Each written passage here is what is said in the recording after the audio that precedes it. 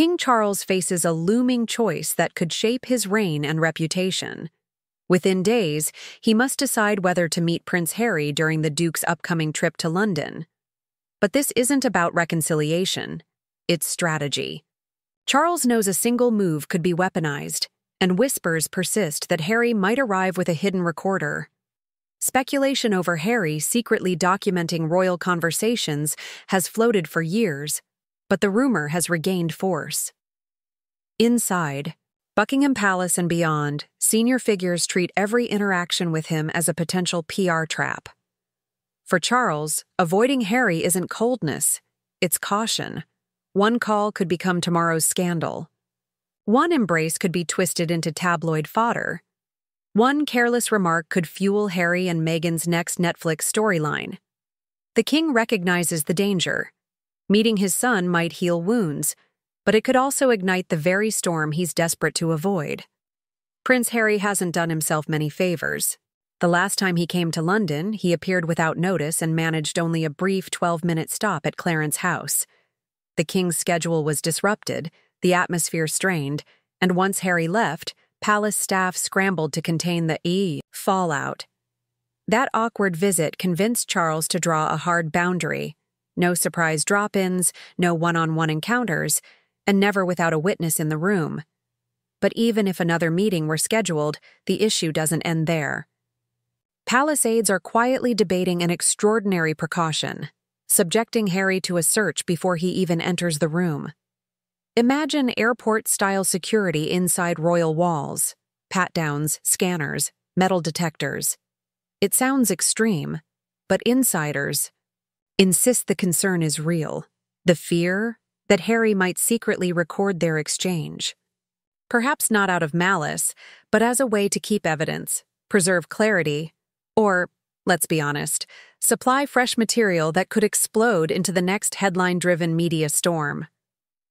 Charles, shaped by the painful memory of the Diana media wars, isn't about to repeat history. He knows what it feels like to be cornered by cameras and headlines, and he refuses to let that happen again. But inside palace walls, there's another force influencing the decision: Camilla. Insiders say she has been firm, urging the king not to let sentiment cloud his judgment. In her eyes, Charles's compassion could be exploited. If Harry gains even a fraction of ground, Meghan will stretch it into 100 miles, and with Netflix circling, ready to package every royal interaction like the next blockbuster season of The Crown, the danger is impossible to ignore. At the root of it all lies a single word: trust. Or rather, the total absence of it. Harry has offered no apology. He hasn't softened his claims of racism. He hasn't backed away from attacks on Camilla, Catherine, or William. To Charles, his son now represents something larger than family. He represents risk, the kind of risk that could shatter the monarchy's fragile public standing. For Harry and Meghan, survival in the public eye now depends on staying visible. Behind palace doors, there's growing speculation that Harry's push for a meeting isn't about mending wounds at all, but about staging a spectacle. The goal? Optics, headlines, enough noise to extend the Netflix contract, revive sympathy, and keep their names relevant. Because here's the truth: their Hollywood standing has slipped. The industry's warmth has cooled, their influence has faded, and that much-hyped Spotify partnership is already history. What remains is the power of royal proximity. Just being connected to the king creates buzz, keeps cameras pointed, and ensures money still flows. And how do you spark that buzz? By leaking whispers of a meeting, whether it's real or never materializes. For Charles, this is not unfamiliar territory.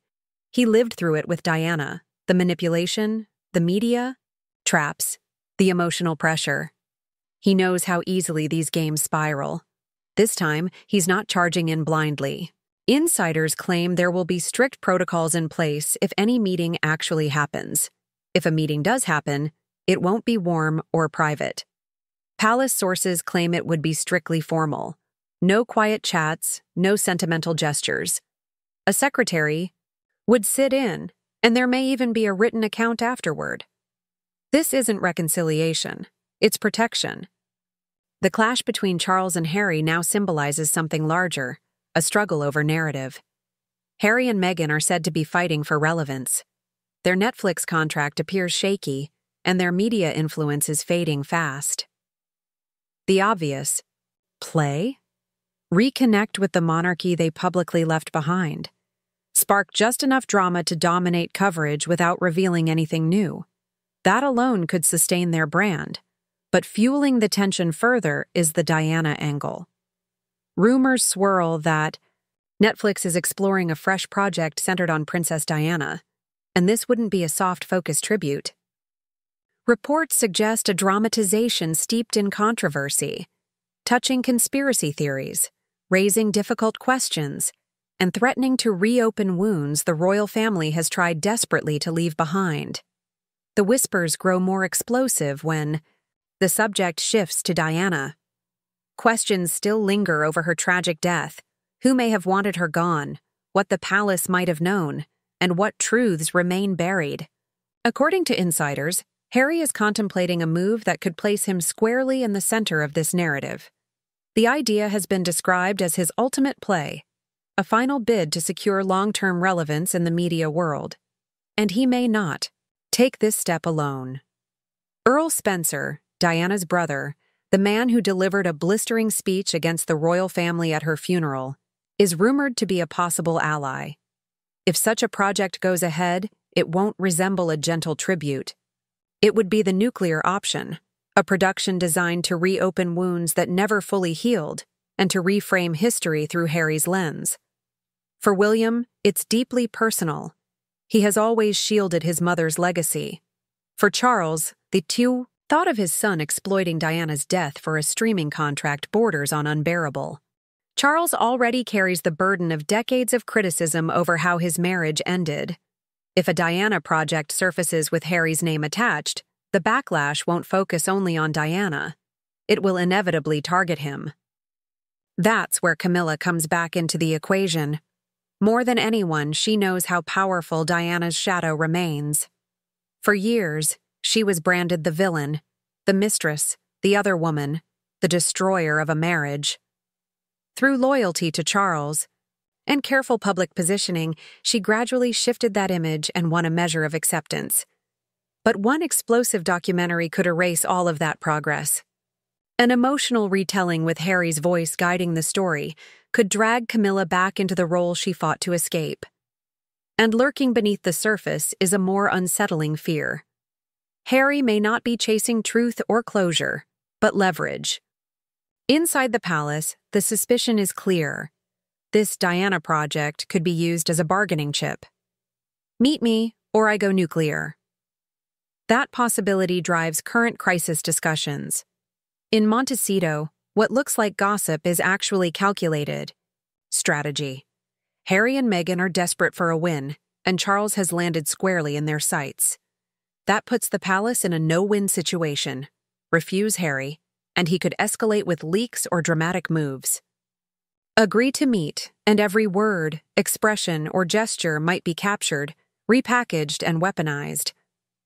No path is without risk, and the countdown has already begun. The palace now studies media coverage the way generals pore over battle plans. Each headline, each photograph, each whisper to a reporter is interpreted as part of a larger war. For that reason, advisors are telling Charles to say nothing at all. No confirmation, no denial, not even a hint of engagement, because even a flat rejection fuels the narrative. And Harry's camp thrives on oxygen. Yet this isn't only about royal maneuvering. It's also about Hollywood survival. In California, the shine around the Sussexes is fading. The industry that once celebrated them has begun to quietly move on. In Hollywood, the Sussex shine is fading. Their podcast venture collapsed. Brand deals barely register, and even allies admit their story well is running dry. That leaves Harry with one undeniable asset: the royals. Inside palace corridors, the idea that he might secretly record Charles isn't dismissed as conspiracy, It's treated as a serious risk. Courtiers fear that any stray remark could be twisted into contempt and weaponized. To prevent that, talk has turned to strict measures.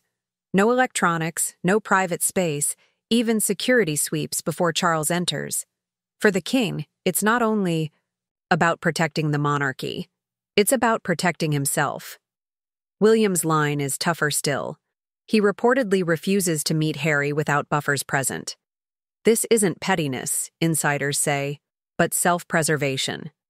Allegations of racism remain unanswered, with no apology, no correction, only silence. The tension festers, threatening to widen the family's already deep fractures. William has reached a point where he no longer believes anything he says will remain private. Every word risks being twisted, misquoted, or clipped into a viral headline. And Camilla? She's not just the queen consort standing quietly by. She's a fortress, after decades of being branded the villain in Diana's story, clawing her way out of scandal and rebuilding her public image. She refuses to let Harry pull her name back into the storm.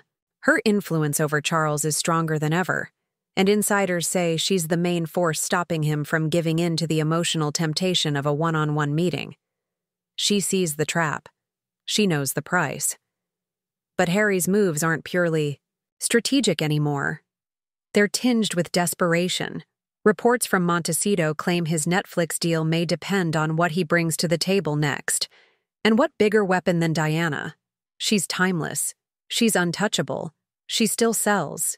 By aligning himself as her unfinished legacy, Harry ensures relevance, even if it means reigniting decades-old wounds, turning grief into content. That's where the tragedy lies. This isn't simply a family drifting apart. It's a brand imploding, under the crushing weight of public performance. Harry wants to be heard, but the way he's maneuvering makes any hope of real reconciliation nearly impossible. Charles may still love his son, but love alone isn't enough when the monarchy itself feels at stake. This isn't just a family feud. It's a constitutional hazard. And even if a meeting does go ahead, it won't be genuine. It will be theater. A handshake for the cameras, strained smiles for the headlines, while beneath the surface, the wounds remain raw. Trust isn't broken, it's obliterated. Without a radical shift, Harry will keep pressing forward, the palace will keep dodging, and the cycle will keep spinning. Because the real tragedy isn't that Charles refuses to see his son. It's that he cannot, not safely, not sincerely, not without fearing that every word might be broadcast worldwide. In this reality, even silence becomes ammunition.